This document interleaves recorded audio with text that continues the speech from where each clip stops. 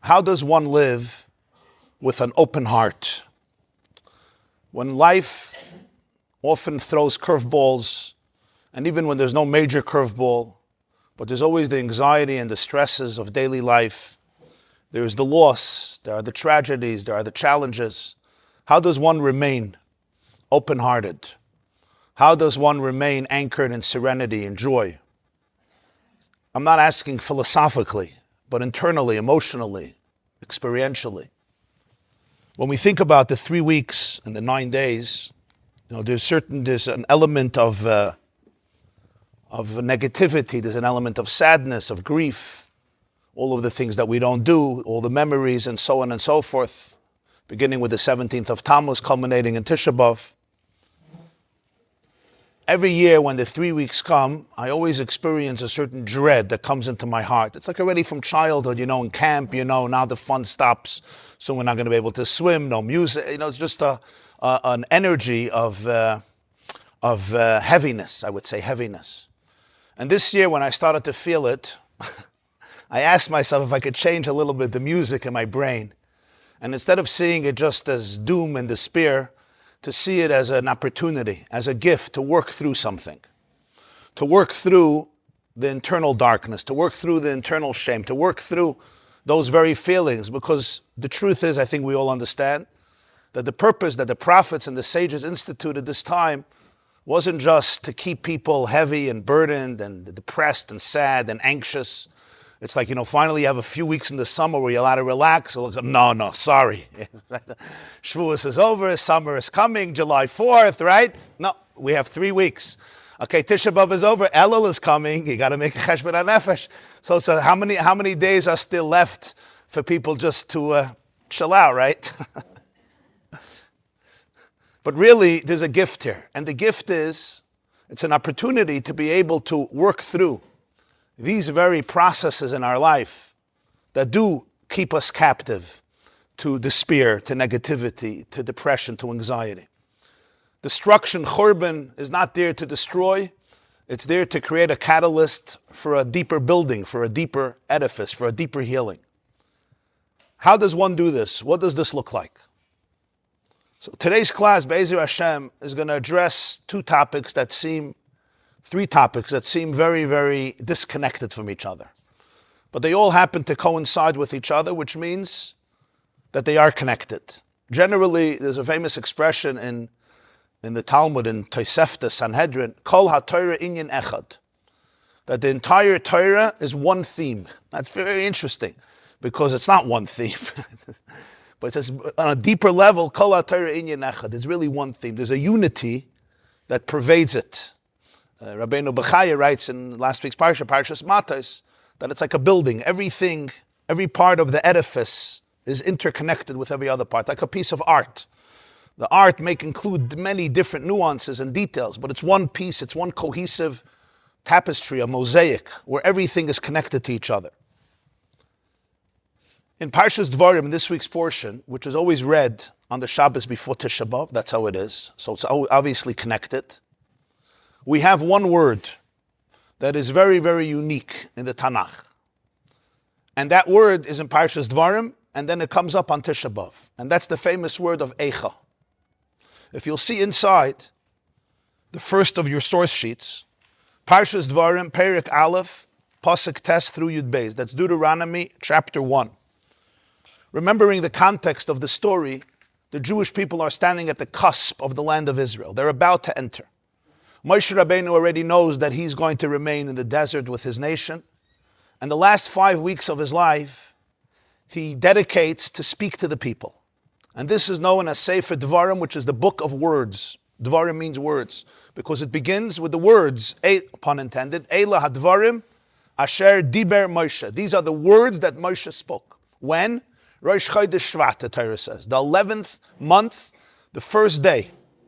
The 11th month, which we call Shvat, then they didn't have these names of the months, they just went by numbers. Today we have the names that came later from Babylonia. The names of our months come from Babylonia, they're not Jewish names originally. They became Jewish names. So the 11th month, the first day, which is Shvat, Moshe begins his address. Of course, this will go for 5 weeks because he will pass away on the 7th day of Adar. So 4 weeks of Shvat, and then the first week of Adar on the 7th day of Adar, which was also on Shabbos, Moshe goes up the mountain and passes on. As a result of this, we have the whole Sefer Dvarim, which is basically the sermon or the speech or the farewell, goodbye of Moshe Rabbeinu to his people. What is fascinating about this is to see how Moshe spent the last 5 weeks of his life. Because 2 things could have happened. Either Moshe could have been very, very sad and angry for everything he went through with these people, and as a result of that, he's not even entering into his beloved land. That could come up. Or another thing could come up is he segregates into his own world. He's about to go to the next world, and he prepares for that through beginning to transition. He does neither of these.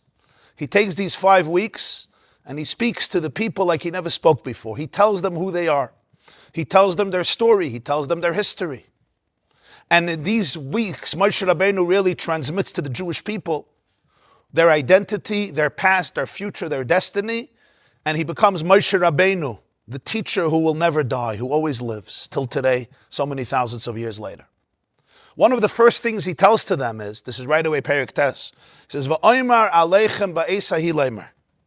At that time, this is close to Mount Sinai 40 years ago, I said to you, Lo ucha levadi se'es eschem. I cannot carry you alone. Eicha esa levadi tarchachem masa'achem v'rifchem. How? Eicha means how, like eich in Hebrew, eich is how. Eicha is with an extra hey. Eicha, how is it that I can bear alone tarchachem? Tarchachem means your trouble. Masa'achem, your burdens. V'rifchem, your strife. I can't carry this all by myself. And that's when Moshe asks to be able to delegate. And he appoints 70 elders, 70 sages, and leaders of the different tribes, leaders for 1,000, leaders for 500, leaders for 100, so that there will be much more leadership available. You see, he uses here the word Eicha.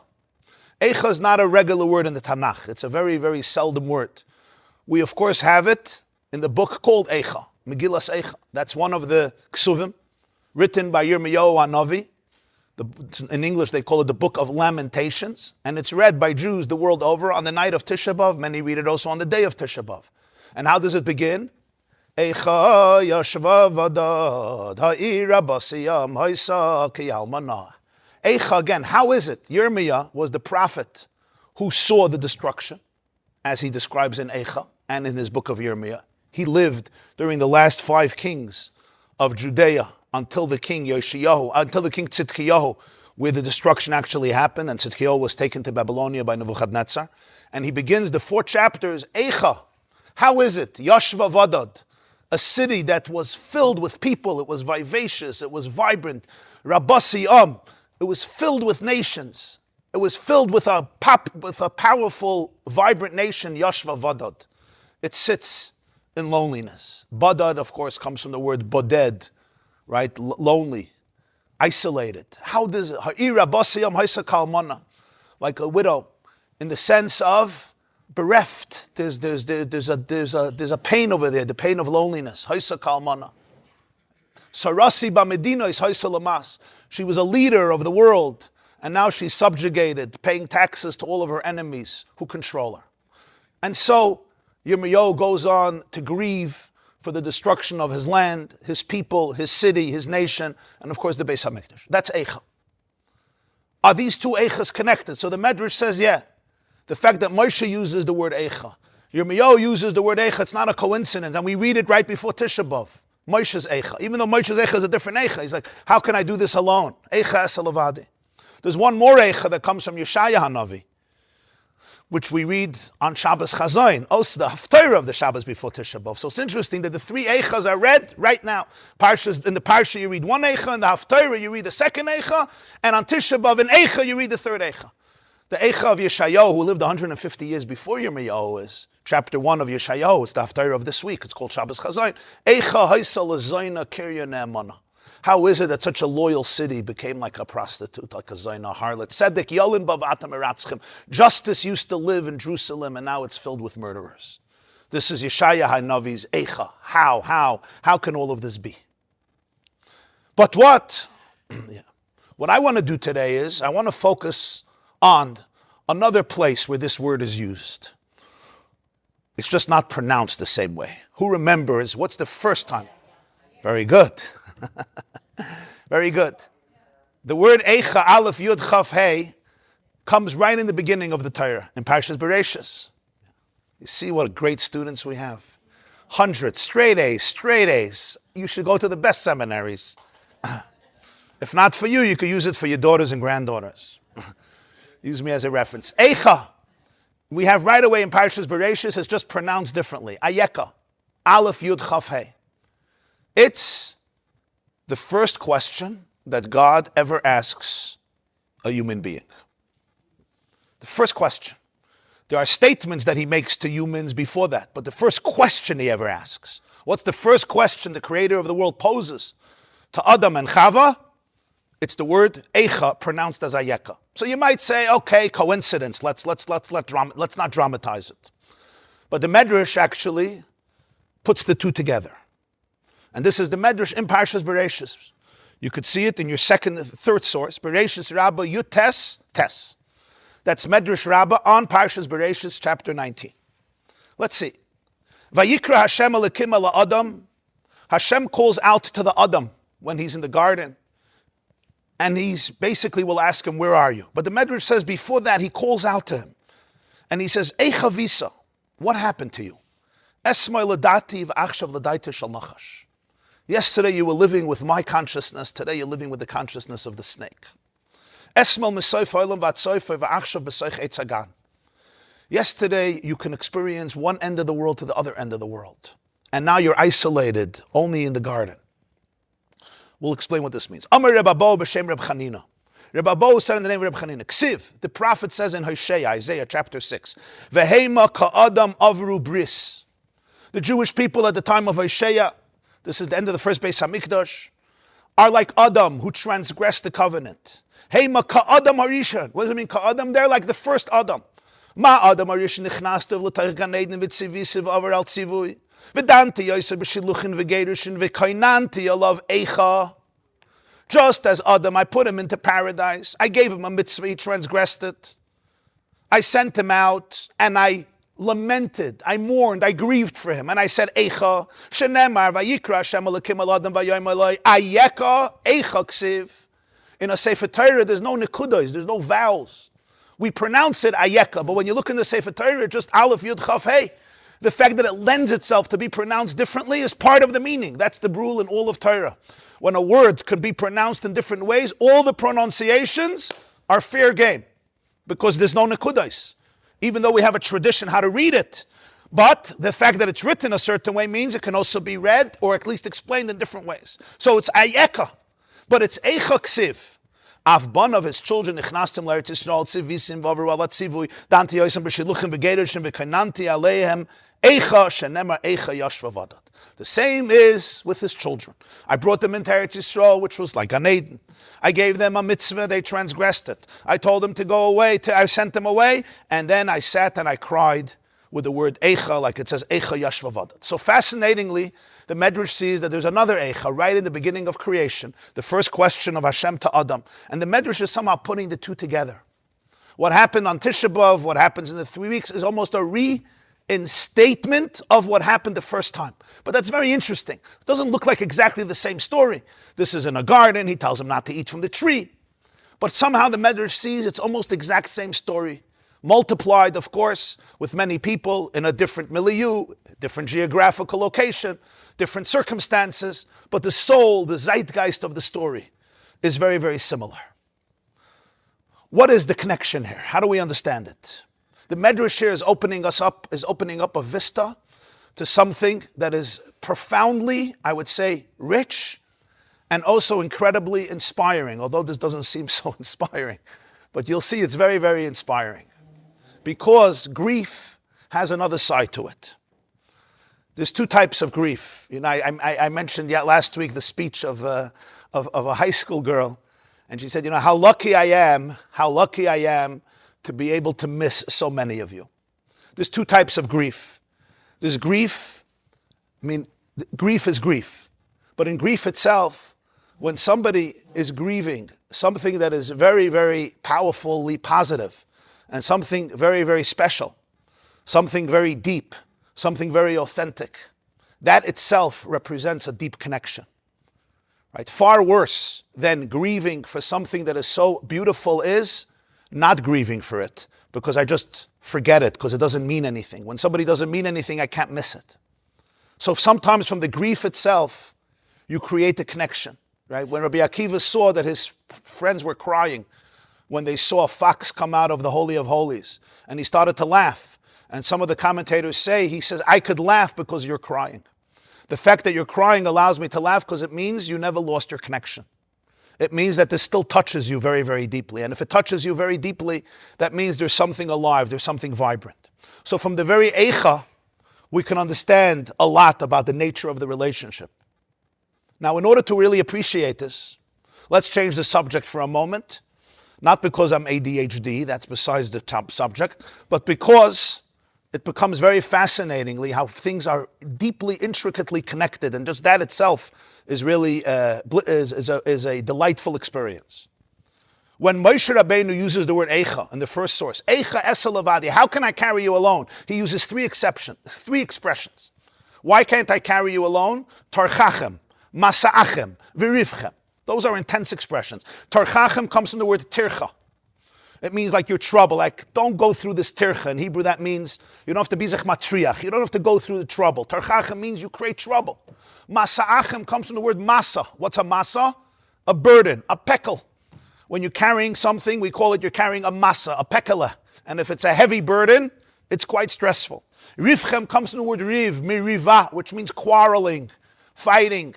So he says two things. First of all, you're a tircha. This causes trouble. Second of all, it's a burden. Third of all, there's a lot of fighting. So Rashi wants to know, what are these three expressions? So Rashi explains. Tarchachem. Melamed, your second source. Melamed. Shahayu Yisrael tarchanin.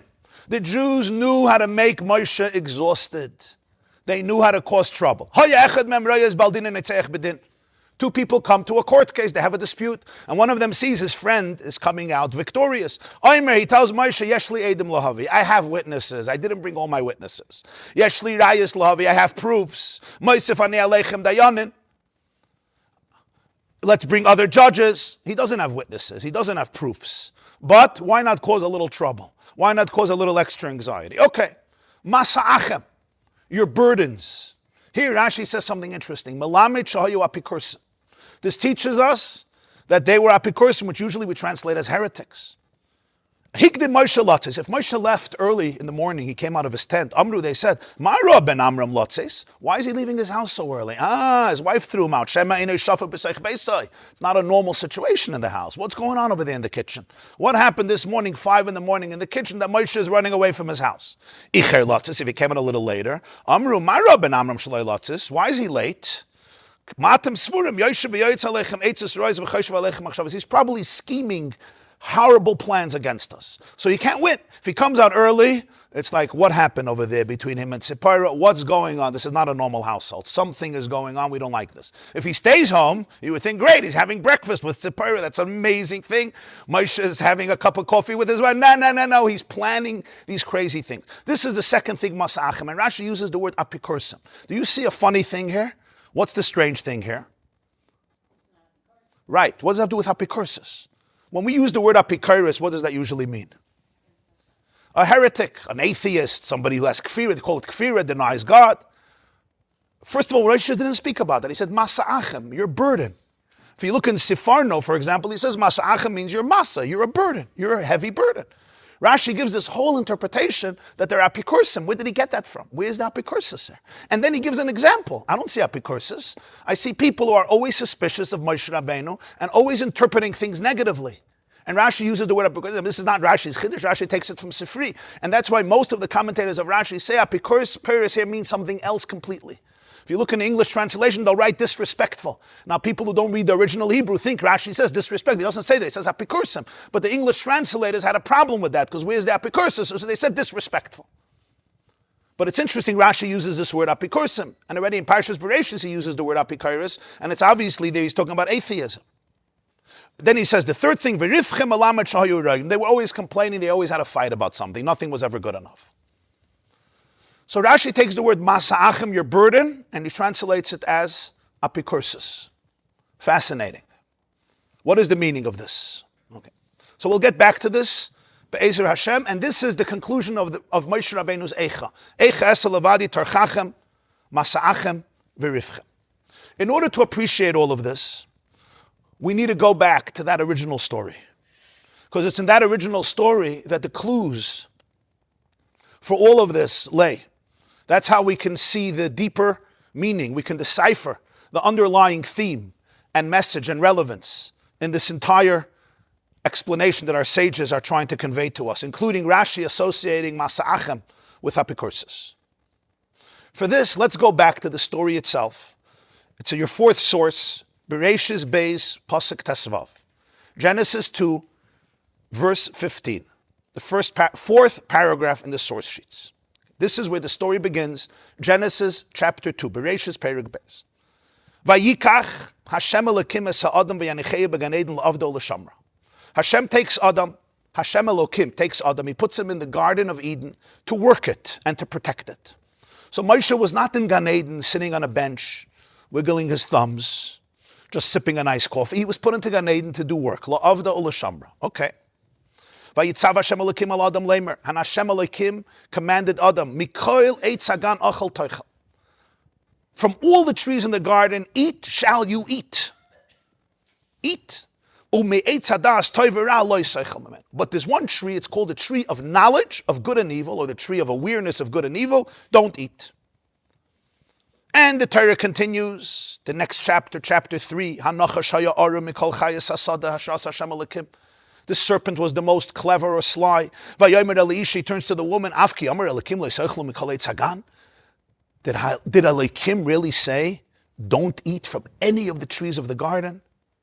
And she says, that's not true. Hashem said, eat from all the trees, but one tree don't eat from, and also don't touch it.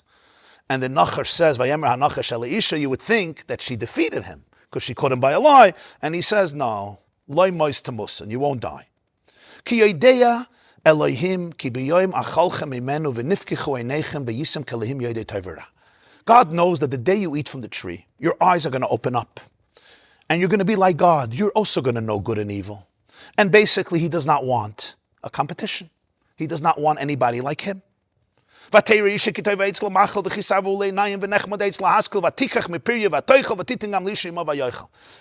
woman looks and she sees the tree is good. It's toiv ha'etz. It's a good tree for eating. It's also so appealing to the eyes. It's a taiva to the eyes. And it's also delicious for conception, for awareness. So she takes from the fruit, she eats it, and she shares it with her husband, and he eats it too. They hear the voice, the sound of Hashem Elokim strolling in the garden in the direction of day, direction of the sun, from east to west.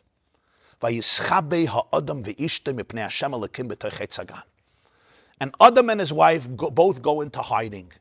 They hide from God among the trees. A lot of trees, there's places to hide. Vayikra Hashem Elokim ala Adam. Hashem Elokim calls out to the Adam, Vayomer lo, and he says one word, Ayeka. Where are you? Ayeka. Vayomer Adam says, Es kol chashamati began, va'ira ke'erema inoichi ve'chave. I heard your voice, I heard your koil, your voice in the garden. So, I was afraid because I'm not dressed. I'm without clothes. Remember, Adam and Chava didn't have clothes. Ve'chave, I went into hiding. That's what happened. That's where I am. I'm hiding from you. I'm afraid. Vayomer, Hashem says, Mihi gid lecha ke'keremata. Hamina eitz asher tzevisicha lebilti achal mimeno achalta. How do you know that you're naked? You ate from the tree that I told you not to eat from. Vayomer Adam, so he says, it wasn't me. Ha'isha asher nasate imadi. My wife is to blame, the woman you have given to me. He nasna li min ha'etz va'oichel. She is the one who makes all the food in our house, and she tells me what to eat. She tells me what to eat, what not to eat. I dare not take anything that she doesn't allow me to eat. She's the Rav HaMachshir, she's the Mashgiach, she's the supervisor. There's nothing that goes into my house, to my mouth, that she didn't give her askama and bracha, unless I'm out of the house and then I could cheat. But here, Chava is the one in charge. Okay. This story is still playing itself out, right? This is basically the story. Yeah. We all know the result of it. Hashem then tells Adam, "B'zeyas apecha toicha lechem." From now, you're going to eat bread with the sweat of your brow. It's going to be exhausting. All the planting and the harvesting and everything involved in the world of agriculture.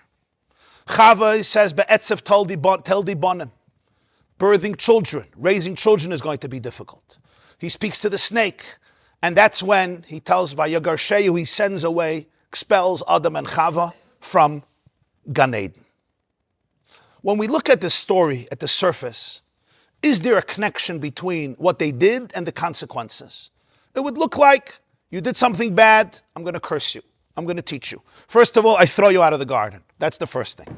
No more privileges. Second of all, you're going to have to work hard to make money, to make a living. You're going to have to work hard to raise a family. There's going to be all these crises and challenges in life, both for the man and for the woman. And this is the result. So it's almost like you did something bad, you're getting a punishment. That's how you could look at it. But the truth is, whenever you see in Torah reward and punishment, it's actually, as the Mishnah says in Pirkei Avos, schar mitzvah mitzvah, schar avera avera. The Shalah explains, it's the act that generates the outcome. It's not two separate things. It's not like you work for me, I give you a paycheck. The reward is generated by the person themselves. And the same is true the opposite. So there must be a thematic connection between what they did and the consequences of what they did. Now, another very interesting thing is, when we usually ask, what did Hashem tell Adam and Chava when he put them in Gan Eden? We say, don't eat from this tree. But it's not really what he said, right? If you look at it, what he said is, in Pasuk Tezayin, he said, Mikoil eitz hagan achal teichel. I actually want you to eat from all the fruits of the tree. Mikol eitz hagan. Now, how many trees were there? I don't know, but there may have been a lot. So that's actually a pretty big mitzvah. Mikol eitz hagan, from all the trees in the garden, I want you to eat. From one tree, I don't want you to eat. But when we usually tell this story, it's interesting. We don't do that. We don't say, the mitzvah was eat from all the trees, which actually is a lot. And one tree you shouldn't eat from. Now here's a big question. If you really want them to enjoy the garden, and that's why you're telling them eat from all the trees, so why even set up this tree that you're not allowed to eat? Don't plant it. Put it somewhere else. Put it in a safe. Make it inaccessible. Make it invisible. You want them to eat all the trees. You want them to enjoy themselves, but one tree not. And this tree is called Eitz Hadas Toivera, also a very interesting name. The tree of knowledge of good and evil. Now, after they eat it, what happens? They hear Hashem walking in the garden. He's strolling in the garden. They hide. They hide. What is the meaning of that? Somehow they feel they should hide, they could hide. And then Hashem says, Ayeka, where are you? And Adam says the truth. I'm hiding from you. I'm not comfortable with you. Va'ira, I'm actually frightened. I do not want this and got this. I'm hiding. I'm trying to hide. I'm afraid, I'm naked, I don't feel good about myself. Yeah, I'm very self-conscious, I don't want to meet you. Right? It's like, in English, especially, I'm being caught in a certain situation, and I don't want to beat you. I don't want to meet you in this place. You know, maybe when I'll get my bekisha and my suit, fine. I'll put on a tie and I'll come greet you. And Hashem says to him, you ate from the tree. But that first question is, Ayeka, where are you? And as Rashi asks, he didn't know where he was. Of course he knew where he was. Rashi says he just wanted to engage in conversation. But we see from the Midrash, it wasn't just a technical question to start the conversation. There was something very profound about that word. Ayeka actually means Eicha. So I want to take a dive in with God's grace. May we be able to be a channel today to reveal this wisdom into a deeper layer of the story, which is really the meaning of the story, but sometimes it's easy to miss it. And again, I want to thank my friend Rabbi David Foreman from Aleph Beit, who did a beautiful shir for Tisha B'Av on Ayeka and Ayeka, where some of these points are taken from, and some other sources, but I do want to express my thanks to Rabbi Foreman. I want you to remember and notice a very interesting thing in the story. It can easily be missed, but that is really the clue to the entire story. Because whenever a word is deleted, you always have to take note what just happened. That's how the Torah works. Let's go back again to that fourth source. And I want you to see how Hashem is identified each time. Then his identification changes, and then it goes back. Okay, take a look. Vayikach, what's the next words? Hashem Elokim. Hashem Elokim took Adam and put him in Gan Eden. Okay, next verse. Vayitzav. You see? Vayitzav Hashem Elokim ala Adam. Hashem puts him in the garden. Hashem commands Adam to eat from the tree, from all the trees, and not to eat from one tree. Okay? Now let's go to the next one. Bereshis Gimel Aleph. Now we start talking about the serpent. Hanachash haya'arim mikol chayes asada asher asa Hashem Elokim. You see again? Asher asa Hashem Elokim. The nachash was more clever than all other animals that God made. Vayomer el isha, and he told the woman, what's the next line? Af ki amar. What happened here? You see, he deleted one name of Hashem. Af ki amar. Elokim lo'isachlam kol tzagan. Did Elokim say not to eat from the tree? Who said not to eat from the tree? Hashem Elokim. He put in Elokim. Now, if you think it's a coincidence, take a look at the next pasuk. Pasuk A. Ki yodeya. What does the Nachash say? Ki yodeya. Elokim. You see? Hashem is not here anymore. Elokim knows that when you eat, your eyes will open up. And what's the next word? V'hiyisem. Ke Elokim, not Hashem Elokim. But now, the story, they ate from it. Now, the story goes back to them in the garden. Pasuk Ches. What does it say? Vayishmu eskoil? Hashem Elokim. Oh, wow, God got a new name. They heard the voice of Hashem Elokim in the garden. Vayischabe Adam v'ishtoi mipnei Hashem Elokim. They're hiding from Hashem Elokim. Pasuk Tes in bold. Vayikra Hashem Elokim ala Adam v'yayim ala Ayeka. So interesting. The story is about Hashem Elokim putting him in the garden, telling him to eat from the trees, not to eat from the tree of knowledge. Later in the garden, Hashem Elokim says Ayeka. Hashem Elokim speaks to him and Adam. But when the serpent is addressing it, there's no Hashem Elokim. There's only Elokim. And you see, it goes back and forth. It's not like, no. Another fascinating thing is, when you read the story of creation of the world, the first 31 chapter, 31 psukim of Bereshis is only Elokim. Bereshis bara, Elokim es hashamayim v'saretz. Vayomer Elokim, yihar vayir. It's all Elokim. Only in the second chapter, when Adam and Chava are introduced, and Adam is created, do we start with Hashem Elokim. And that continues here. The Nachash takes out the word Yud-Kei Vav-Kei, and only leaves the word Elokim. What is the meaning of this? So let's learn one more source inside, and then we'll decipher it, Be'ezer Hashem. Your next source is Midrash Tanchuma Nasai, your next source. Basi legani achaisi kala. There's a verse in the Song of Songs, chapter 5, where the groom says, I came back to my garden to be with my sister, my bride. Amar Reb Shmuel bar Nachman, B'shah shebara kadosh baruch hu es ha'olam nis'ave sheyehei lo yidira b'tachtoinam. It's a fascinating medrash. When Hashem created the world, he had a taiva, nis'ava. It's interesting, when it says that Chava saw the tree, it was taiva hu le'inayim. But here the medrash associates taiva with God. Nis'ava, he had a taiva, he had a craving. Nis'ava is a craving, a yearning. Sheyehei lo yidira b'tachtoinam. Dira b'tachtoinam, what does that mean? Anybody has a translation for that? He wants a home, a dira is a home, right? B'tachtoinam, in the lower elements of reality, let's say that way. That's where he wants to live, right? I'm looking for a home, yeah? You're looking for a home. This one is looking for a home in Yerushalayim. This one is looking for a home in the Swiss Alps. This one is looking for a home in Florida. Wherever you're looking for a home, he's also looking for a home. Nis'ava, I have a taiva. I want to live somewhere. Where? B'tachtoinam. Doesn't mean in a basement. He wants to be in a basement in Brooklyn somewhere. Or b'tachtoinam means a different type of basement. But I want to live b'tachtoinam. Amalei HaKadosh Baruch Hu, after Adam and Chava eat from the tree, Hashem tells him, "Ha'yisi mis'avish yeheli dir b'tachtoinim k'mash yesh li bal yayin." You know, I had a taiva. I had a dream. I had a craving. You know what my craving was? I wanted a home in the lower world. K'mash yesh li bal yayin, just like having the higher. V'davar echad sivisi yischa v'lo shamar ta'isa. I asked you for one thing, but you didn't keep it. Miyat tzilach HaKadosh Baruch Hu shchinasei, the shchina departs. This is a Midrash Tanchuma Parshas Nasai, also similar Midrash Rabbah Parshas Nasai. One more Midrash in Shir Hashirim.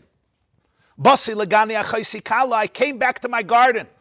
Amar Reb Menachem, one of the sages called Reb Menachem said, Chasnei, the Reb Elazar bar Avuna b'shem Reb Shimon bar Reb Yosan. It's interesting here, he's identified by his father-in-law's name. Reb Menachem, the son-in-law of Reb Elazar, the son of Avuna, said in the name of Reb Shimon, the son of Yosena, Basi legan enksiv kan, ela legani, lignuni, lemakim shaya ikri mitchila, ve'ikar shchina loy betachtoinem haisa. He doesn't say, Basi legan, I came to the garden. He says, Basi legani, I came to my garden, which is associated with another word called gnuni.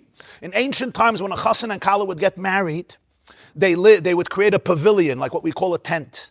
A private pavilion. It had 4 walls, and that's where they would live and be together after the wedding and the first week of the wedding, Sheva Brachas, and sometimes for a few months.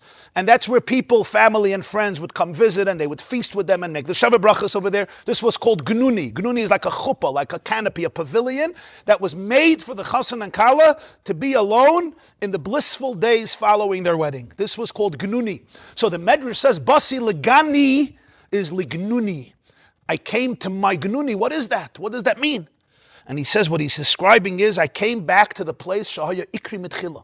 When the Mishkan was built, Hashem says, Basi legani, I came to the place where my ikr is my essence, was originally. Because ikr shchina betachtoinem haisa. Because the essence of the shchina, the ikr is like the foundation of the shchina, like a keres habayis, the foundation of the home. The ikr shchina foundation, where was it? Betachtoinem. It was in this world, in the lowest element of reality. And then I was expelled. And now I finally, Basi legani, I came back to this chuppah, to this pavilion from which I was expelled. These midrashim are all pointing to the true nature of the story. And that is as follows. You know, imagine the other day somebody sent a gift to my house. It was very, very nice, and I opened it up, and I wanted to know who sent it. There was one problem, they did not send a card. So a guessing game started, and I still didn't figure it out. You can get a beautiful, beautiful gift. Somebody sends you an amazing gift. But then there is the card. The tennis bracelet may cost $21,000. Okay? If you get in a lab, okay, $6,000, whatever. We're not going to get into that because you're supposed to be equally excited officially. Right? The card that it comes with, that costed $3 in CVS. But what's the significance of that card? That card is what represents the relationship. Somebody could have dropped over the gift, you wouldn't even know who it is. So it's an amazing, amazing gift. And there's maybe a practical, utilitarian purpose. You can wear it, you can enjoy it for your home, for yourself, whatever it may be. But it's that $3 card or $2 card where the person says, I'm thinking about you. Happy birthday, happy anniversary, I cherish you. That didn't cost much. That didn't cost $21,000. But that is what creates the relationship. I know who gave it to me. Somebody gave it to me. Of course I enjoy the gift. But we know that sometimes the card could be more significant even than the gift. Certainly the card is what gives the gift its depth, its meaning, its power, its attraction, its appeal. The feeling of dignity and affection and love and caring that the person feels at that moment. Yeah. I once heard it's a very, very cute story. The Lubavitcher Rebbe didn't have children. He was married, his wife was the daughter of the previous Lubavitcher Rebbe. Her name was Rebbe Chaya Mushka Schneerson. She passed away in 1988, a few years before the Rebbe. Their anniversary was Yud Dalet Kislev, the 14th day of Kislev. They got married in Warsaw in 1928. And they were together for 59, 60 years till her passing. And it was very obvious they had a very, very deep marriage. They had a very, very close relationship. And So I heard recently, one of the Rebbe's secretaries shared for her anniversary, people who knew her would send her, gifts, bouquets, to congratulate her.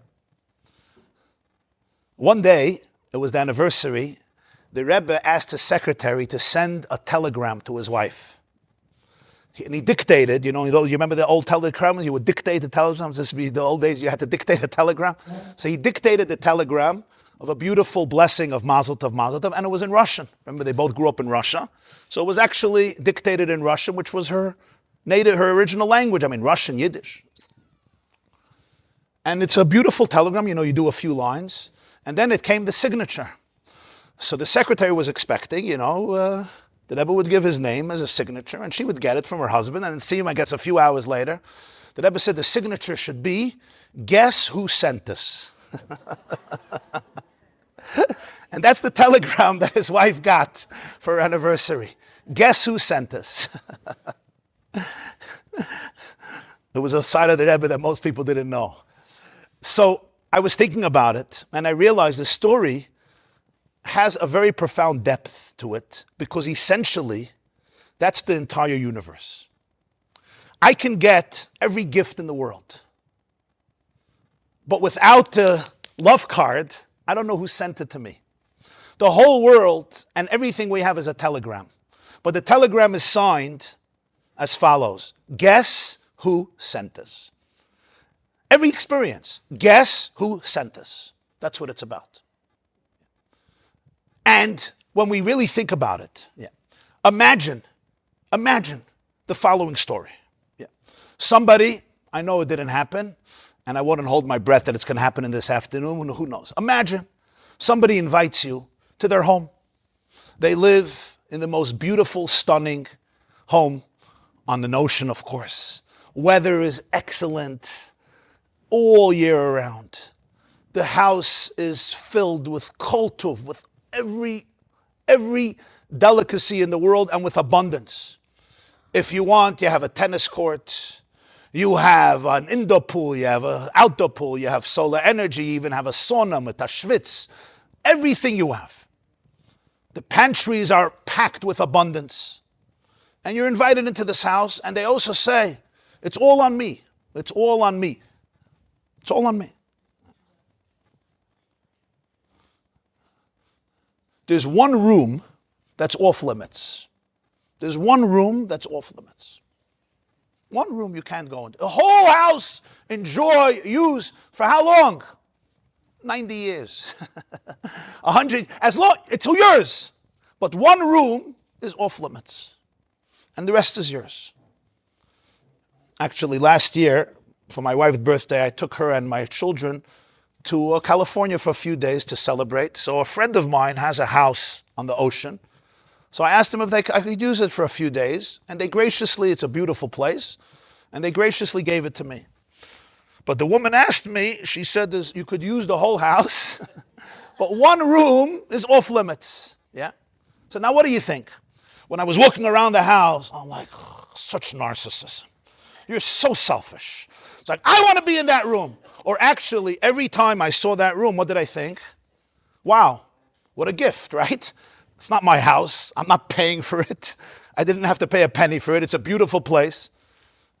She also sent a cleaning lady. So, of course, that room actually reminded me how grateful I should be. That room is the card that reminds you that somebody gave you the gift. Hashem asks Adam and Chava, creates them. And nis'ava, the word nis'ava is the key in the Midrash. Nis'ava comes from the word taiva. We usually don't associate taivas with God, right? Taivas is like, but Chazal associated it. Chava was not the first person who had a taiva. Hashem is the first one who had a taiva. Nis'ava HaKadosh Baruch Hu. Nis'ava, they say a story that they were once sitting, the students of the Maggid, and discussing what's the purpose of creation. Why did Hashem create the world? And everybody gave this reason, that, a lot of different reasons. And they asked the Baal HaTanya, the Alter Rebbe. So he quoted this Midrash, and he says, I don't understand. It says, Nis'ava, afa taiva frek minish kenekashas. A person has a taiva, you don't start asking God, what do you want? What do you want? Yeah. You know, when you start telling your husband, I want, and he's like, I'm going to prove it to you that you don't really want. If it happens, I'm going to explain it to you. Right? Good luck for that relationship, right? So what was the Baal HaTanya saying? He wasn't saying, it's a taiva. He's saying there's a place that's deeper than logic. When we talk about a taiva, it could be just, I'm numb, I'm weak, I'm bored, I'm just looking for something to distract. But if you understand the real idea of taiva, it means logic itself was created. So if you ask, why did God create the world? You really have to ask, why is there a why?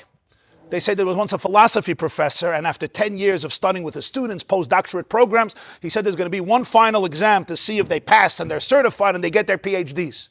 So they're preparing for months for this test. They thought it's going to be 300 questions. They have to sit 6 hours. They get the paper. It's one question. And the question has one word. Why? Why? So everybody sits down, they learned philosophy for 10 years, and they start writing essays and doctorates, 70 pages. Why? Everybody failed. 2 students passed. One got an A and one got an A+. The one who got an A wrote, because. And the one who got an A+ wrote, why not? Yeah.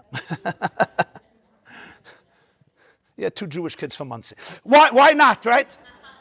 You say, why did Hashem create the world? It's a beautiful question. But one second. Logic itself is a creation. So why did he create logic? Why? The world of why is already post-creation. So what the Alter Rebbe was saying is, Nis'ava af atayvis kinkashenisht. Logic itself is one of the things that was created. So why is there a why? Once we live in a world of logic, why'd you do this? Why you want to go here? Why? But at the core of the soul, it's Nis'ava. It's beyond that. So says the Midrash, Nis'ava Kadosh Baruch Hu liyis lo yidira b'tachtainim. One reason. I wanted to live somewhere. Where did he want to live? B'tachtainim. What's that supposed to look like? My basement? I don't want to live in my basement. Why do you want to live? God, you don't have a better place to live?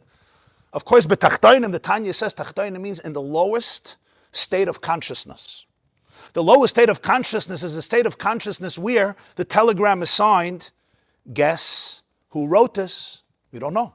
Tachtoinim, the lowest state of consciousness, means the human consciousness that can be so fragmented and even immoral and disturbing and very, very concealing of the truth of divine, of the Ein Sof, of the infinity.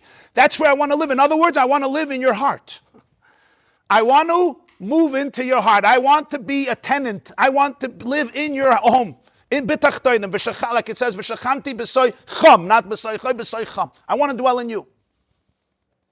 What's the idea of a garden? You ever went to the botanical gardens, for example? Why do you go to a garden? You don't go to a garden to eat. If you want to eat, there's other places. If you want to eat, go to your kitchen and make food. It's better, healthier, cheaper. We go to a garden, there's a field, there's a farm, there's a restaurant, there's a supermarket, there's a garden.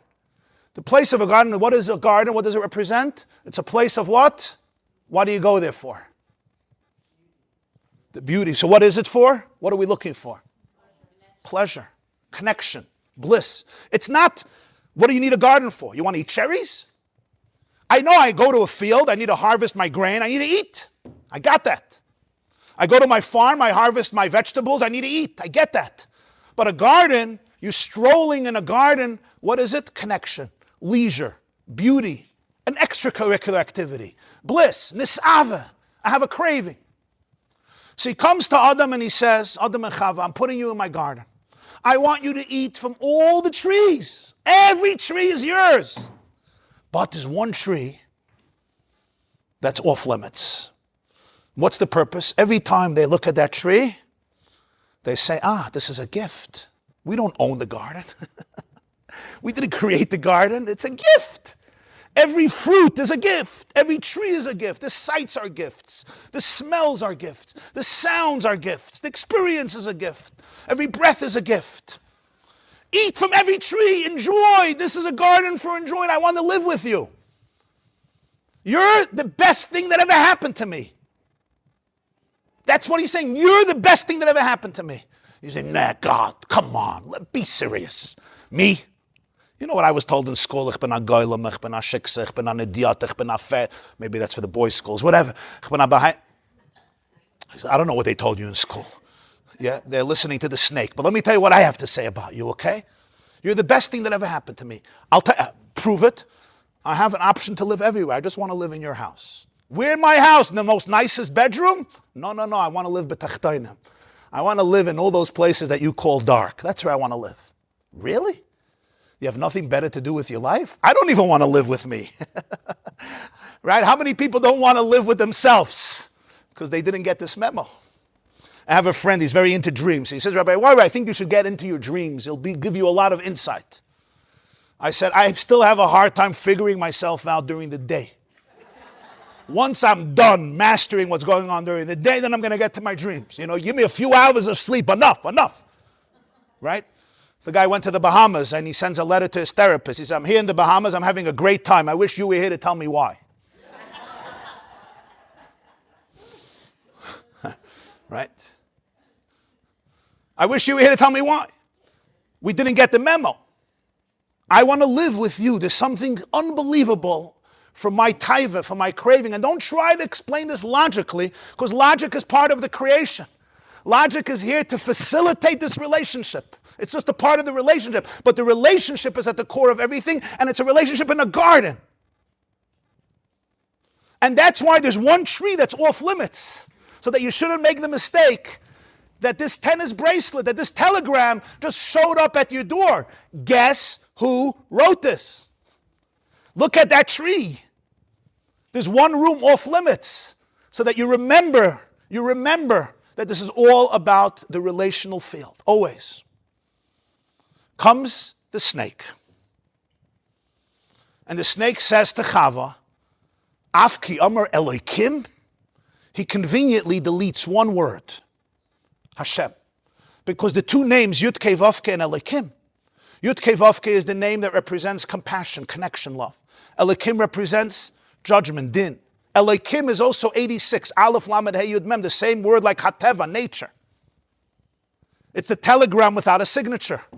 Guess who sent this? You remember we spoke from the Maharal in Pirkei Avos, it says, Kala Omer Dover B'Shem Omeroi, Mevi Geula L'Olam. When you say something in the name of the one who said it, you bring redemption to the world. What's the meaning of that? Why is that so important? I know it's not good to plagiarize. So the Maharal of Prague in his commentary on Pirkei Avos, Ruach Chaim, Derech Chaim, he says something stunning. He says, Davar b'shem Oimroi, everything in the world has a speaker who says it. We say every morning, Baruch Sha'amar v'haya ha'olam. He speaks and the world comes into being. But when we look at it, we just see it's here. The water is here. Oh, okay, thank you. I have coffee beans. I'm breathing. Okay, I have eyes. Ha'omer davar b'shem Oimroi.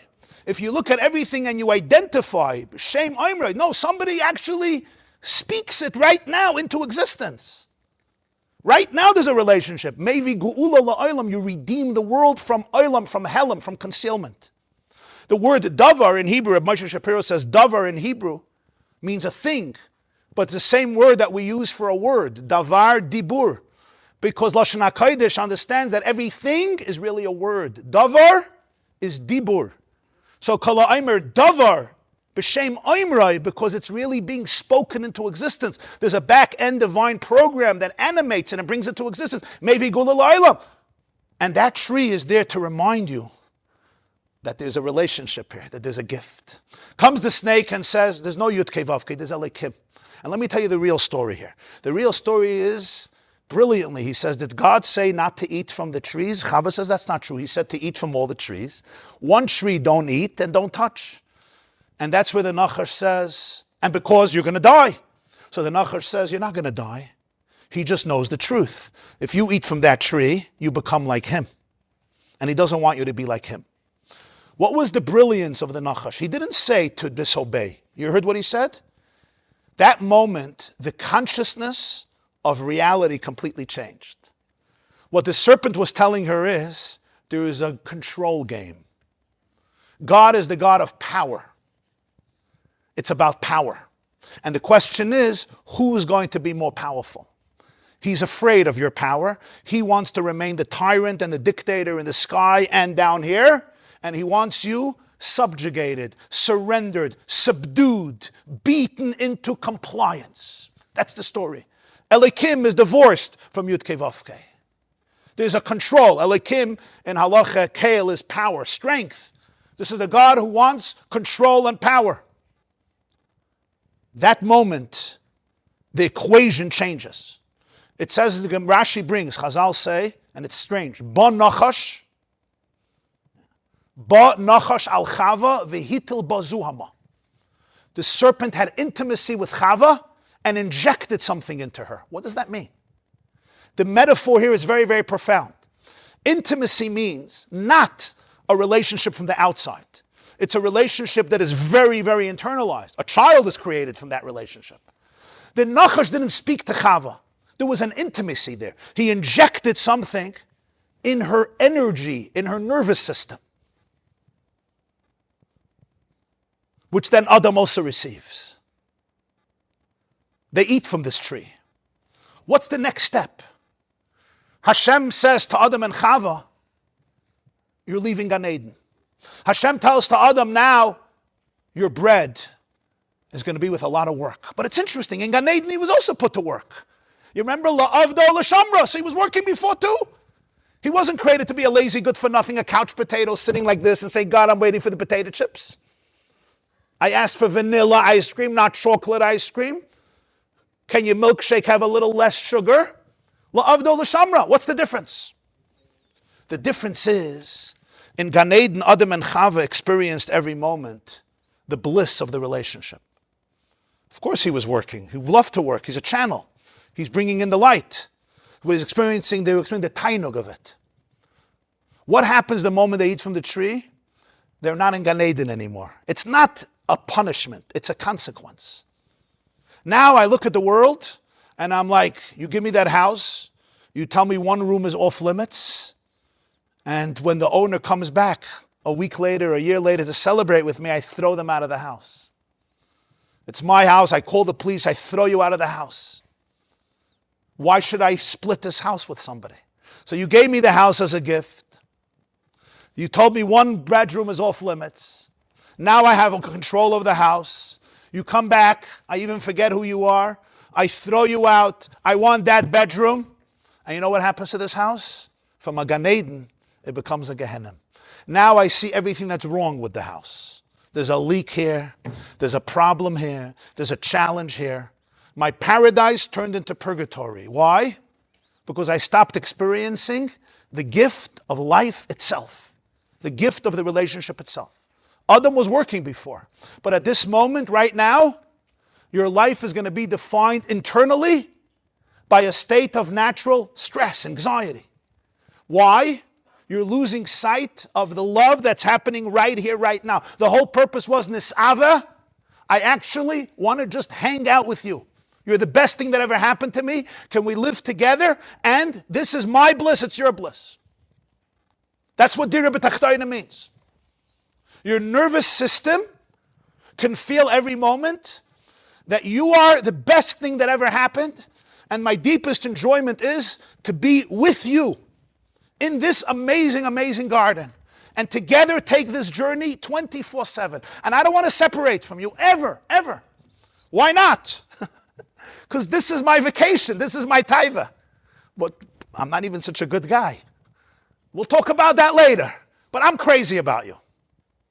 That's what I am. That's what it's saying. Nisava, but logically doesn't make sense. I'm fine. I created logic. I'm good. That's the truth.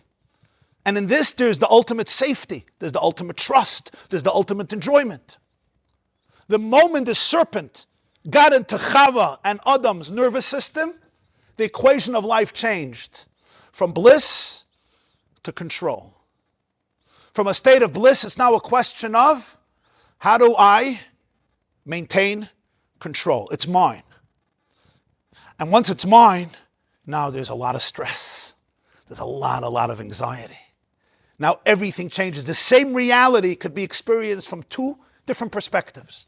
When I experience that I'm in a garden and my showing up with an open heart is the greatest thing that ever happened to Hashem, everything I'm doing is I'm showing up in order to fulfill my partnership in repairing the world. When I wrestle control from you, throw you out of the house, Now it's a question of how much control I have. And in life, we all know how difficult that becomes. So my Gan Eden turns into a Gehenna, and the same plowing and harvesting becomes a headache and I'm sweating. And the same miracle of childbirth or child rearing could become so difficult and challenging. Something internally changed. Now they're in the garden. Afterwards, Hashem is walking. He's strolling in the garden. He's strolling. Mishalech leruach hagan. He's strolling. Why are you strolling, God? You don't have what to do? It's 3 o'clock. Go work. Go work. You don't have what to do? You don't have what to do? You're busy. I want to be in the garden. Here's the interesting thing. Even after they eat from the tree, they made a mistake. But God is like, we're still in the garden. I'm strolling. Where's Adam and Chava? We have a date. Don't we have a date? 3 o'clock, it's time to go. Ashpatzir. But they're hiding. Right? It says they hear the voice of Hashem, and what happens? Vayischa be'adam v'ishtem b'pnei Hashem Elokim. Vayikra Hashem Elokim eladam vayom eloi Ayeka. Where are you? What's this question of Ayeka? Ayeka, where are you? So Adam says, I'm hiding from you. I can't face you. I'm naked. I'm horrible. What happened just now? What happened just now? It's interesting. The first question of Hashem to Adam is not, why do you eat from the tree? That's not the question. What's the first question? Where are you? I would think the first question is, you lowlife. Ich gave dir zu frask in the beine. I gave you one mitzvah. Why do you eat from the tree? He knew he ate from the tree. He didn't know? If he's God, he probably knew. It's not what he asks him. So, Ayeka, where are you? Why are you hiding? He says, because I don't have clothes. It's very embarrassing. He says, you ate from the tree. Interesting how he does that. What's going on here? Here is one of the profoundest moments in the story. What happens after the tree? What happens after the tree is, there's the nefila, there's the downfall that comes from eating of the tree, but then there's something deeper. And that is the shame that comes from the downfall. The nefila that comes from the nefila. And that becomes more devastating than the sin itself. It's the fact that now you feel, I hate you, and you can't show up anymore. We can't be honest anymore. Now you feel, I let go of you. Our relationship was transactional. You ate from the tree, we're done. That's also what the snake did. That's what control is. It was a control relationship. I control you, I get from you what I need, and I'll give you a paycheck. It's transactional. It's not essential anymore. The inner joy of the nervous system, that you're the best thing that ever happened to Hashem, that the love is eternal and constant. Now, it depends. If I had a good day, I'll show up. Hey God, I'm ready to meet you. Oh, now I look horrible. You don't know how I'm dressed. I'm actually not dressed. I wanted to go shopping, but I don't have anything to wear to go shopping. So Adam and Chava are like, God, it's not happening today. Like, no way. Hashem says, you ate from the tree. The tree did something else. It created a transactional relationship. You can't be honest with me anymore.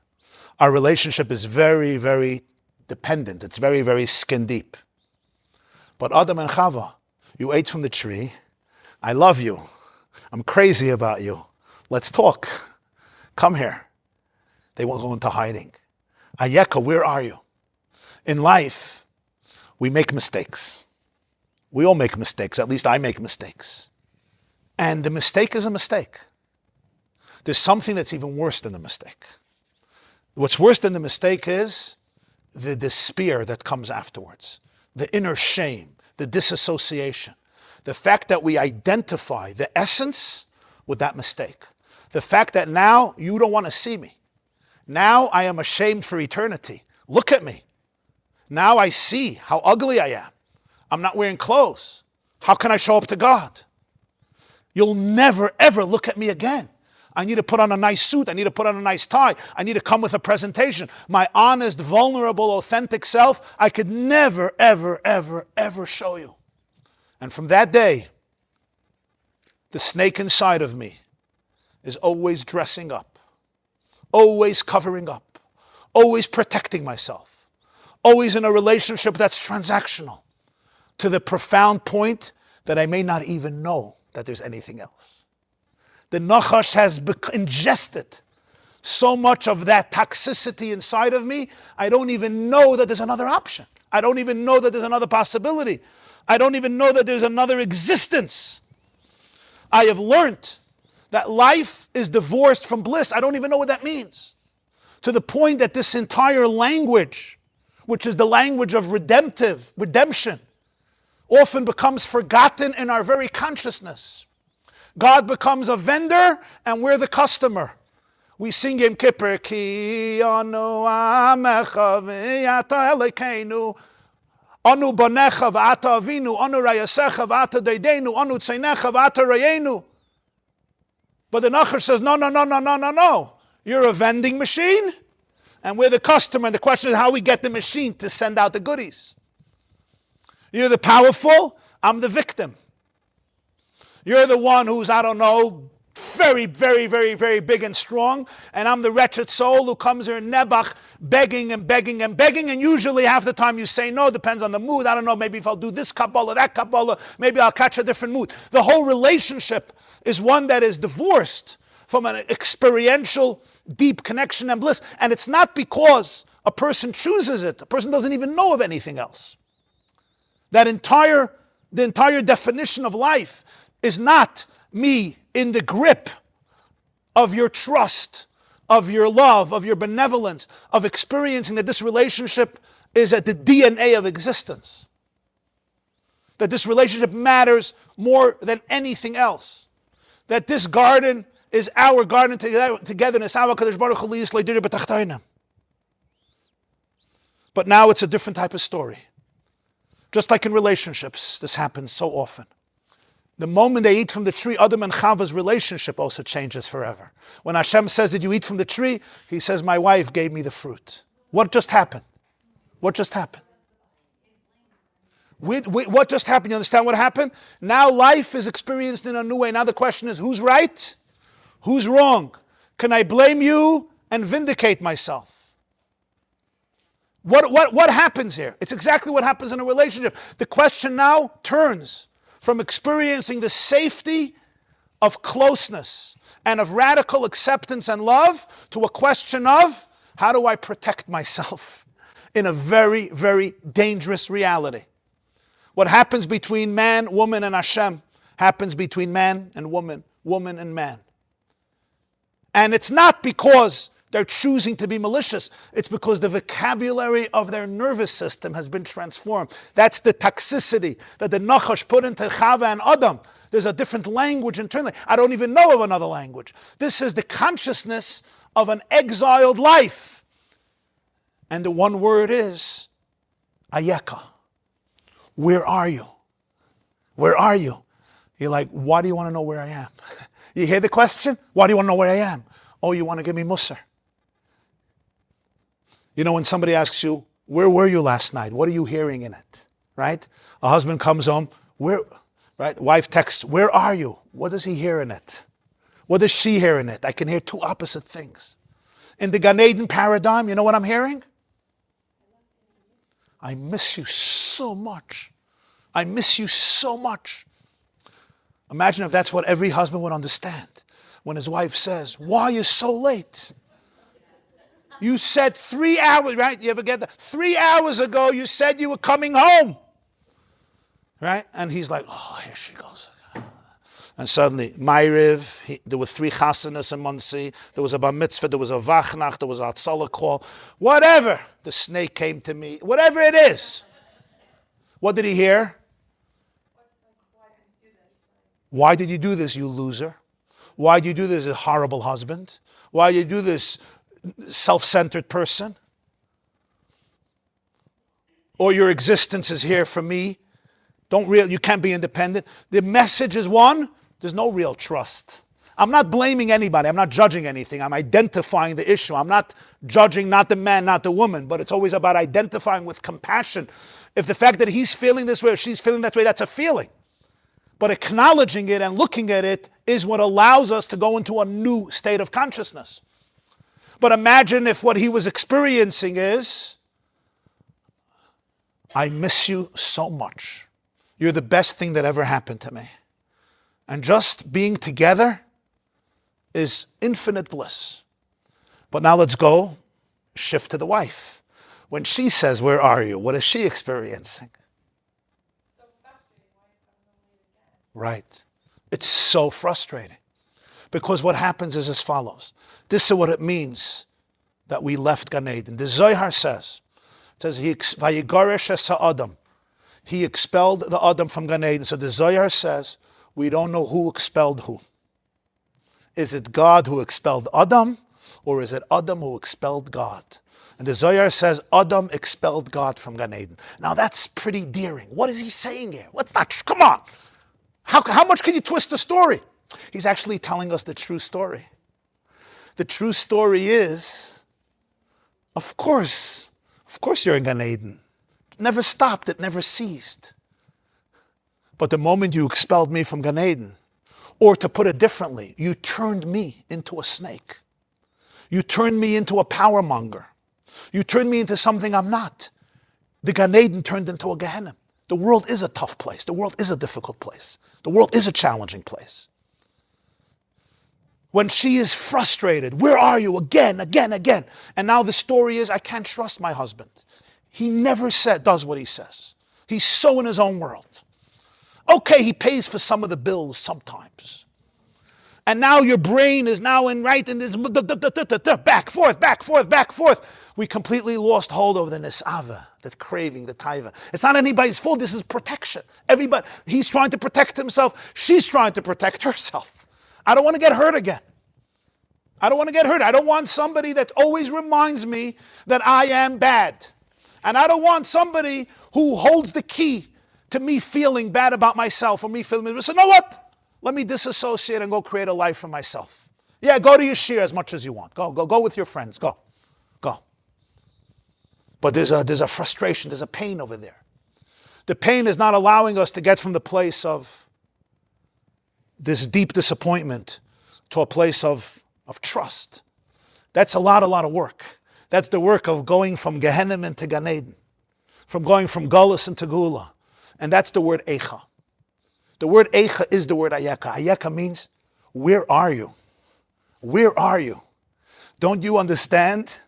All I want is you. No, that can't be. You don't want me. You hate me. You know how I know you hate me? Because I hate me. That's the snake talking. I hate me. Of course you hate me. I know me better than you, right? I know you. If I hate me, for sure you hate me. If I have self-contempt, if I have self-shame, when you know who I am, for sure you're never going to look at me again. That's what it means. I'm naked. I have to put on nice clothes to impress you. And God says, oh my God, did you eat from that tree? Did you eat from that tree? You have to put on what to impress me? Really? Who told that to you? Well, you know what I did yesterday? You know how I lied, I transgressed, I deceived. Wow. So you made a mistake. Okay. So let's talk. I love you. I'm crazy about you. There's something in you that is infinitely valuable. No, that's not true. I'm not dressed up. I need to dress up. And that's the moment my relationship with Hashem is transactional. It's superficial. Because Hashem turned from Hashem to Elikim. I now believe the Nachash. It's just about power. I'm really here to make you miserable. At least I'm really here to control you. Even if I reward you, it's very, very transactional. That essential relationship of oneness is completely gone. Imagine that moment when the child, the infant, is in the grip and in the embracing arms of its mother. And the mother is completely regulated. Now I know that's hard, because regulation in our world is hard. But imagine that moment, a mother is regulated, and of course our infants feel everything, if not consciously, subconsciously, and it creates neural pathways. And the boy or the girl, who may be a week old or a month old or 6 months old, you remember, and you're holding them.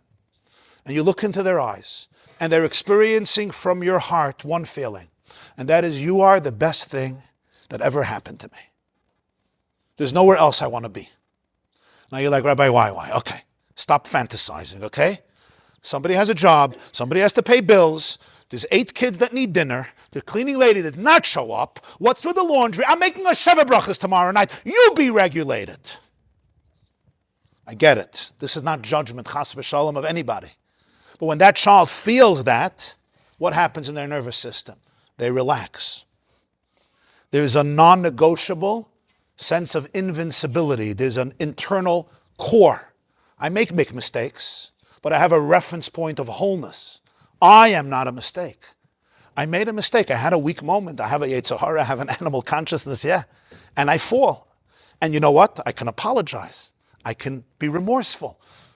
I could say, I'm going to learn my lessons. Wow, amazing. Wow, that's why you're human. Let God be God, you be human. Humans make mistakes and learn from it. God is God. But what happens is, I am the mistake. You'll never look at me again. Of course you don't want to live with me. Of course you want to throw me out of the house. Of course I will never come back again if I'm not dressed up in this most impressive wedding gown. And if there's a stain, I will run away into hiding forever. And at that moment, Hashem looks at Adam and Chava and says, the shame that comes after the tree, that real belief that this is over because this relationship was just about what you did and what you didn't do. It's not essential. Now, Gan Eden, the experience of Gan Eden, is replaced internally. Now, all of life is, I take it for granted, the telegram was here. Guess who wrote it? Nobody wrote it. It's my telegram. It's my tennis bracelet. It's my hum. And now the question is, who has more toys? Who controls more? And here life is always miserable. You know why? Because I could never control, really. And whatever I have, there's always something missing. I'm not anymore sitting in a garden as a guest of the Ribbono Shel Olam. Every moment, now, it's my house. You know, when you live in somebody else's house, you see everything that's beautiful. When you live in your own house, you see everything that's problematic, right? The cabinet has this and this and this, right? Your friend's house also has these problems, but when I'm in my house, it's mine, and I want it perfect. I'm in your house, I just appreciate, wow, amazing, I'm so enjoying your house. Right? In the garden, it's your house, and I'm showing up the way you want me to show up, with an open heart. And that's the whole difference. And therefore the curse after the Eitz Hadas, what is it a curse of? It's a curse that the same experience of life is with already a different song. Bezeas apecha toicha lechem. Oy, oy, oy. And that's the Ayeka, where are you? After you fell, that's the second fall. There's the first one, and then there's the shame. And this is the Eicha. How? How did it happen? Eicha yashva vodat. Eicha esa levadi. How did you become so lonely? How did a story that is all about connection become a story that ends up in profound loneliness? How did that happen? Now, let's bring it together. Okay. The one who laments Eicha is the Creator himself. I want to see everything with you. I want to see everything. I just want to be with you. So that's why the Nachash takes out the word Yud-Kei Vav-Kei. He puts in the word Elikim. And that's why Ayeka and Eicha are so connected.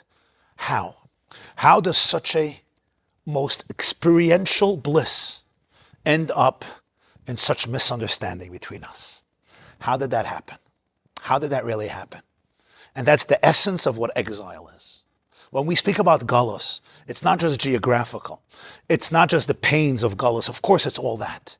There's something inside our DNA that comes from a snake. Eicha. How did such connection, how did such promise ended up in such disappointment? At best, you're having a good day with me, but so transactional, so skin deep, and so divorced from the real intent.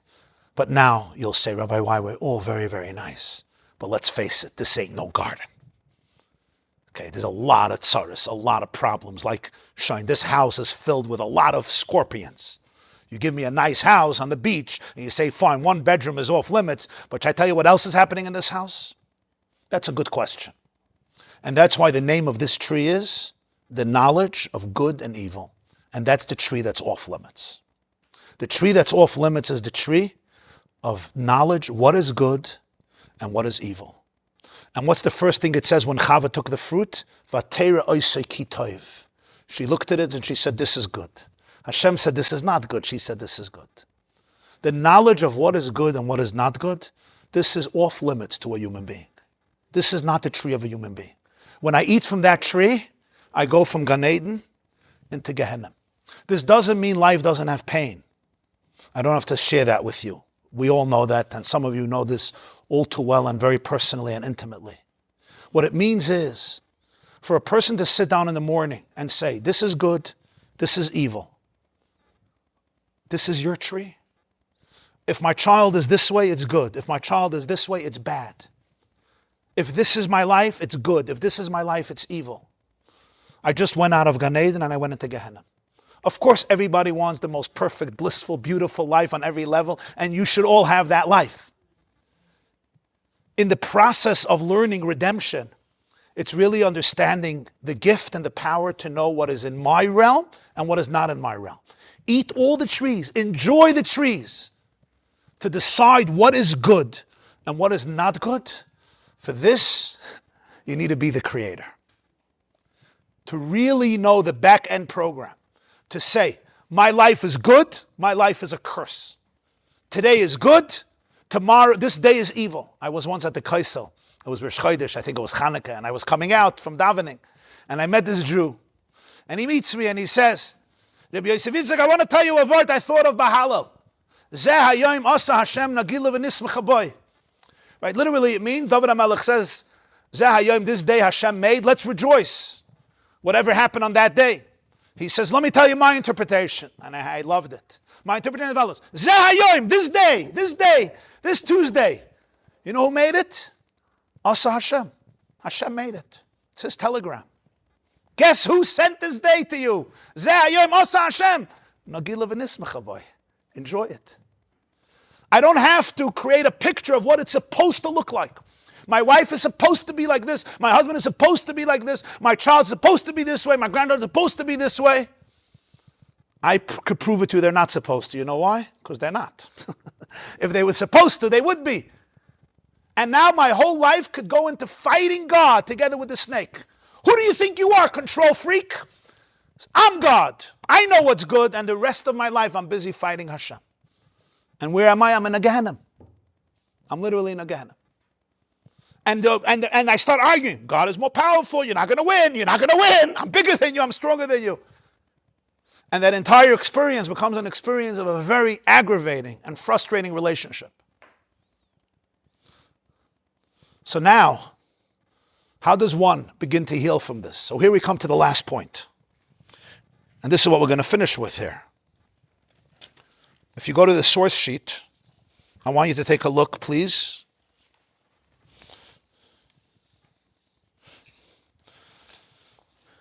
Because here we're going to see, and this is our last point, how do we experientially relate to this? What does this mean? What do I do with all of this? Very, very nice. Rabbi YY, very, very nice. Thank you. I'm in Gehenna, okay? Very nice, Gan Eden. I don't feel this Gan Eden. What does a person do with this? What does this actually mean? In a very practical, visceral way. So here I want to show you two sources. The first is this is, you see, 1, 2, 3, 4, 5. 5 paragraphs from the end. This is how the Shulchan Aruch begins. When a person wakes up right away, a person should consider and think, meditate, before they're lying, but in whose presence? They should know that Hashem is hovering over the person. I place Hashem before me always. David HaMelech says in Tehillim. A person should put to heart that Hashem is standing right there and seeing what is happening right now. You could read this. This is the opening of Shulchan Aruch, the Ramah, the Torah, the Rambam writes this. And it's like a pressure. God, just give me a few minutes, okay? I didn't even brush my teeth. I didn't check my text messages. I just woke up. I didn't even sleep well. You know, it was 5 hours. I was thinking about all these things. Come visit me in an hour, okay? Ich darf essen. I didn't have my yogurt. I didn't take my vitamins. I didn't do... leave me alone. Right away, you wake up. Oh, he's here. He's here already. He's here. Can you give me 5 minutes, right? If you have an appointment, let me get dressed. Let me be... What are you? I'm under my blanket, for heaven's sake. Was bist du da? We could take it completely from a Gehenna perspective. So now I'm reading you the next source, if you'll see. Sichas Tesvav B'Shma Tovshin Memhei.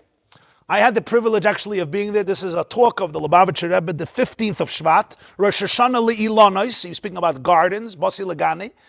Tovshim May 1985, actually the year of my bar mitzvah. And he explained this halach of Shulchan Aruch, what it does to a person experientially. I want you to see a shift in perspective. Oid lifnei amiras moida ani lefanecha tzorich liyas kvarin deshvisi Hashem lenegdi samet. The halach is telling us before moida ani, I should already place Hashem before me, even before I say moida ani. Ladas v'lachshav shamelech hagadol melech malcham lachem hakadosh baruch hu oimed alav v'roi b'maisav. To be aware and to meditate on the fact that Hashem is here, standing here, and actually gazing at me. Move on. One understands, if you think even for a millisecond about this,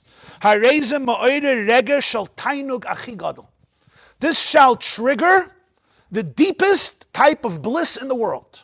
Why? I need cameras all over me. It's enough that Google knows everything. Now I need somebody else. What's the tainuk? Mitzad echad on one hand, medubaroid is ben adam basav adam. You're talking about a regular human being, flesh and blood. And also every person knows their internal life and what's happening inside your soul. And you know, I'm a person, I'm human, I'm vulnerable, I make mistakes. I'm a person of flesh and blood with all my frailties. I didn't even do negavaser. So that means my hands are impure. And I'm still half asleep. You know that feeling, right? When your alarm clock is machin you mishiga, etc. The person didn't even say moidani. They didn't even say anything. So on one level, you're in a very, very humble and lowly situation. I'm asleep. I'm half asleep. My hands are impure. I know who I am on a good day. I just woke up. I may have even had a bad dream. Who knows? It's a very lowly and simple situation. And at that moment, what are our sages telling us? HaMelech HaGadol Melech Malach Malcham Lachem HaKadosh Baruch Hashem Eloi Chalaretz Kvoidei Makdim Uba B'Chvoidei Be'atzmai. Hashem himself, that the whole world is filled with his infinity, he decides, I'm coming to your bedroom. I want to be here.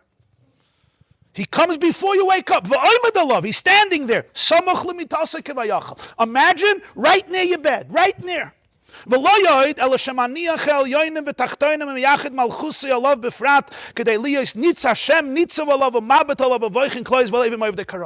as it says in Tanya chapter 41, he leaves everything, so to speak, to designate his relationship with you, standing, looking at you, because this relationship is more valuable than anything else in the world. Says the Rebbe. Is there something that will really give you more pleasure in the world than this? You don't even need meditation. Hashem,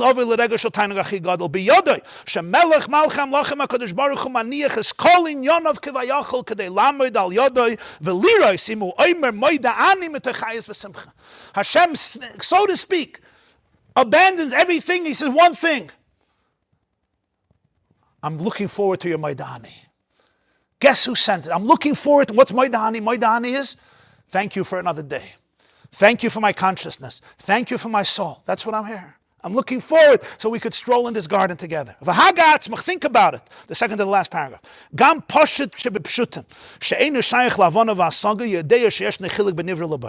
Even the most simple person who's not very philosophical knows there's a difference between a created being and a creator. Yeah, I know. Even if I'm not a great philosopher, I know I did not create this universe. I know that I did not create 70 trillion cells. I wouldn't even know how to create one cell. I don't even understand a cell. Certainly create. I didn't create the sun. I didn't create a worm. I didn't create a neuron. I didn't create an atom. I don't even know. We don't even understand what an atom is. Certainly I didn't create it. And in my body, there's 70 trillion. So everybody understands there's a difference. Every person knows, there's a huge universe. With crazy, insane diversity. Every leaf, every worm, every blade of grass, every shrub, every star. And everybody understands that nothing could create itself. Because if it didn't exist, it wasn't here to create itself. And if it's here, somebody had to create it because it wasn't here before. And if the world is so vast, today we know about 93 billion light years, so think about the creator of the universe. Uvelachein kasha oimrim lo, so when you tell a person, sheboyre ya'olam melech malchem lachem HaKadosh Baruch Hu nitzav olav, umabit olav im oivdei karor, va'ad sheyesh lo hano mimenu kavayachal, nachas ruach lefonei shamayti v'nasir ritzayni, ba'omre moida ani lefonecha, b'yoyse afilu lefnei netilas yadayim, kasha osru lo eloim hashemes HaKadoshim, harei ze moire etzlo yispilus atzuma v'tayno gadol b'yoyse. So when you come to this person, and you see that this infinite creator came here, standing here, and what his enjoyment is to be able to experience life with you and hear your Moida Ani Lefanecha. Before you washed your hands, when you're not allowed to even say Hashem's name. That's why Moida Ani doesn't have Hashem's name, because it's before Negavasa. And now I want to hear you. Before you washed your hands, before you brushed your teeth, when the breath is not the best, now I'm here. This is a spilus, it's a Gavaldik spilus. If I can lean into this emotionally, experientially, what does this say about you? What does this say about who you are? What does this say about the safety you're in? The last paragraph. You just woke up. And already in your sleep, he was here, waiting. You know it right away before Moidani.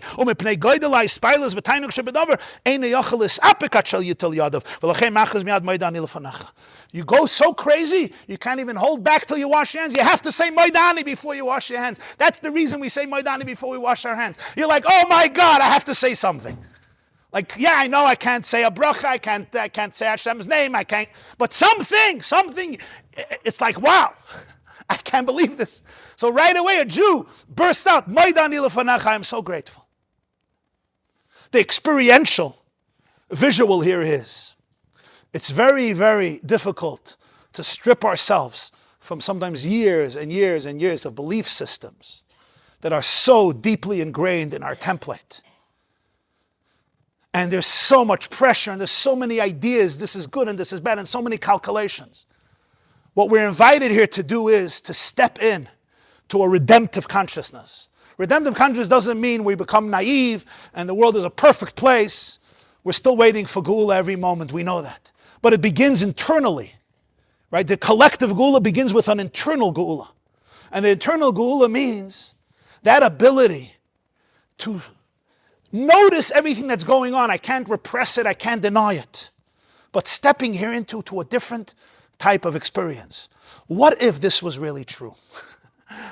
I'm going to ask you, I believe it's true, but I want you to think of it that way. What if your nervous system can actually experience this truth? What would that look like? If when you wake up in the morning, your internal heart, your body, your bones, your muscles, your nervous system, your brain, your soul, your consciousness can experience this truth. You'll say, yeah, but God, why did you do this to me? And look at what's happening here, and look at this family. And there's a list of 100 things, especially if you make the mistake of checking the news too early in the day. And what? Got it. Eitz hadas toivera. Now you're eating from the tree that doesn't belong to you. It doesn't belong to you. I don't have what to say. I don't know. I don't even know how the sun works. I don't know how all the systems work. I don't know. But here I do have a choice. I could deny that the telegram was sent by somebody, and I could just wrestle control, and now I live in my own little purgatory, trying to be safe and protected. I stay small, safer, in control. But what if my nervous system can open itself up to this genuine, authentic experience? This doesn't make you naive. It doesn't make you an irresponsible person. The people you need to show up for, you'll actually show up, but you know what will happen? You're going to show up to them with more genuine bliss. You're going to show up to them with more love, with more power. When somebody is suffering, the last thing they need from me is to suffer. One suffering person doesn't help another suffering person. If somebody is homeless, me becoming homeless won't give them a home. When you're miserable, and now I also become miserable, so now we have two miserable people who a third guy has to worry about. Some mothers and fathers think if their children are miserable, their mitzvah is they should be miserable. Your kid is miserable, and now you have the chutzpah of being happy. You selfish, narcissistic, das ist a Yiddish mama? You're like Hagar. Be miserable. Be more miserable than your kids, because your kid doesn't have a mother like you, because your kid has a mother like you, so you're suffering for your child. And this sounds very, very right? The more I suffer, the more love we associate it to. It's the opposite. The worst pressure on the child is that now they made their mother miserable too. I'm telling you, one of the worst things for children is to feel that they destroyed their parents' life. One of the greatest gifts you can give your kids is, honey, mommy is actually doing very well. Mommy is enjoying life. Come, we're putting on the music, we're going to dance. Mommy is doing amazing. Really? Well, no, not this Yiddish mama. Chas v'shalom. Oy, oy, oy, oy, oy. That's what empowers people. Empathy doesn't mean I'm miserable. Empathy means I believe in you. I see your strength. I'm here for you. I'm supporting you. I'm here for you. Of course I feel the pain. But I don't become destroyed in that process by believing that your life is just a destiny of a curse. Because I know you're in a garden.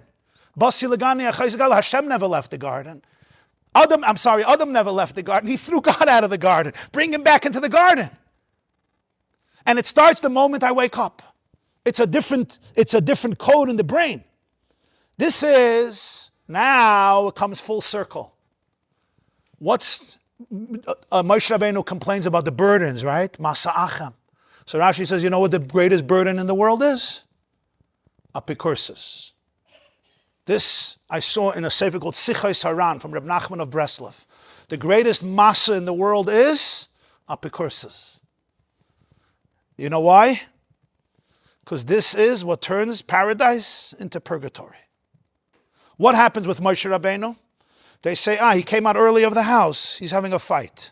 Oh, he came out late of the house. He's planning against us. That is what apikursus is. They can't trust that Moshe Rabbeinu doesn't have a transactional relationship with them. He actually loves me. He came out early, they don't trust anymore. And because they don't trust, they have to protect themselves. What's Moshe planning? What's the essence of apikursus?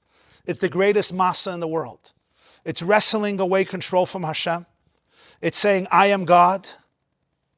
And there's no burden in the world like replacing God. There's no burden in the world when I have to dismiss Hashem and relegate him to either frustration or negativity or control or power. And now I'm left to carry all the pain and anxiety in my world, in my family, in my home, in the universe, if you're a good Jew. The greatest masa in the world is apikursus. Because what apikursus does is, there's no garden. There's no garden. There's no meaning. There's no bliss whatsoever. All there is survival. Survival of the fittest.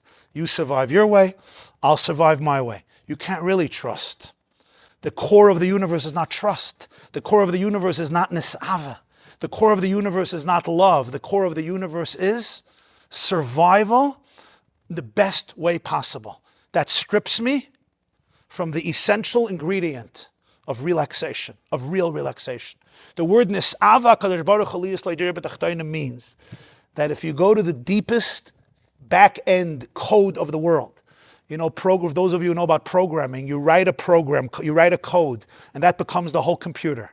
If you could read God's code of the entire universe, and then you read the essence of the code, what's the core code? Nis'ava.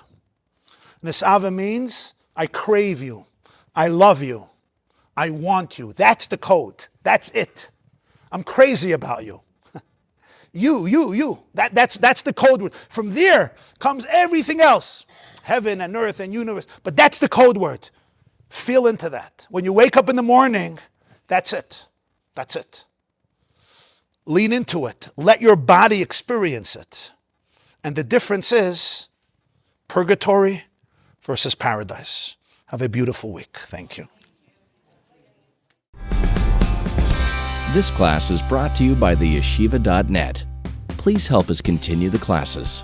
Make even a small contribution at www.theyeshiva.net/donate.